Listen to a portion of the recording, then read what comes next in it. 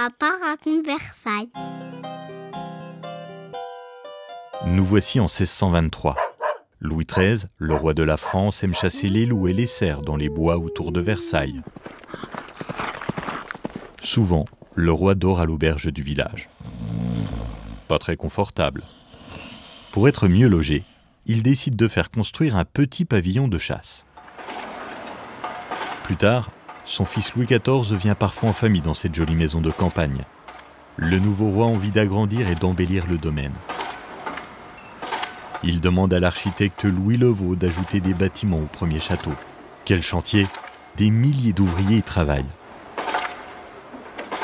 Louis XIV veut avoir le plus beau des parcs. Le paysagiste, André Le Nôtre, dessine un magnifique jardin aux formes géométriques, à la française.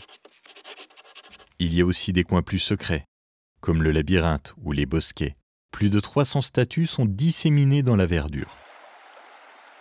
Le roi pense que des bassins et des fontaines rendront Versailles encore plus magique. Un réseau compliqué de barrages, de pompes et de tuyaux amène l'eau de très loin.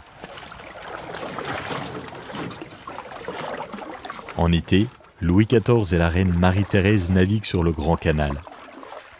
En hiver, on y glisse en traîneau.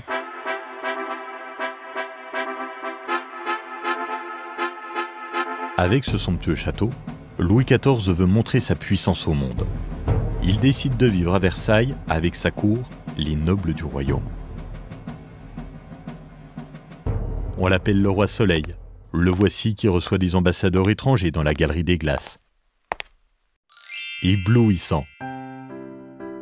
À la cour, on suit l'étiquette. Ce sont des règles très précises qui disent comment se tenir ou parler. Louis XIV fait tout en public. Dès son réveil, sa vie est comme un spectacle. L'approcher est un grand honneur. Chacun essaye de plaire à Sa Majesté. Le matin, le roi assiste à la messe, travaille avec ses ministres, puis déjeune dans sa chambre. Le petit couvert comprend plus de 20 plats. Louis XIV adore les petits pois, un légume nouveau à l'époque, cultivé au potager de Versailles. L'après-midi, le souverain chasse ou se promène avec les dames. À la cour, on s'amuse. Louis XIV organise des soirées dans son grand appartement. Les courtisans dansent, jouent aux cartes ou au billard. Le roi aime les arts.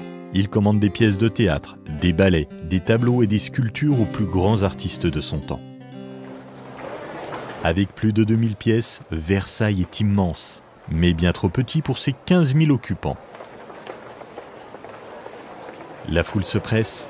N'importe qui peut visiter la demeure du roi. Il suffit de porter une épée et un chapeau. On peut en louer devant les grilles du château. De nombreux courtisans et serviteurs habitent des chambres et des appartements minuscules.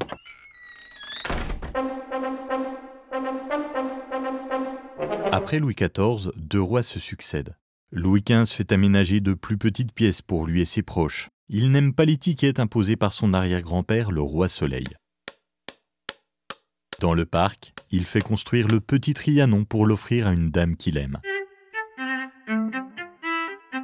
L'épouse de Louis XVI fait ensuite bâtir un hameau très simple à côté du petit Trianon. Ici, Marie-Antoinette échappe à la foule du château et vit comme à la campagne. En 1789, c'est la Révolution. Le peuple français ne veut plus de roi. Il chasse Louis XVI et Marie-Antoinette de Versailles. Ils n'y reviendront jamais. À Versailles ont donc vécu 3 rois. Cela n'a duré que 100 ans environ. C'est très peu pour un si gigantesque domaine. Au fil du temps, certaines choses ont été remplacées ou détruites. Celles-ci n'existent plus, mais il reste bien d'autres merveilles à découvrir. Aujourd'hui, Versailles accueille chaque année 4 millions de visiteurs. Ils viennent flâner dans les parcs, découvrir le château, admirer une exposition, voir fonctionner les grandes eaux.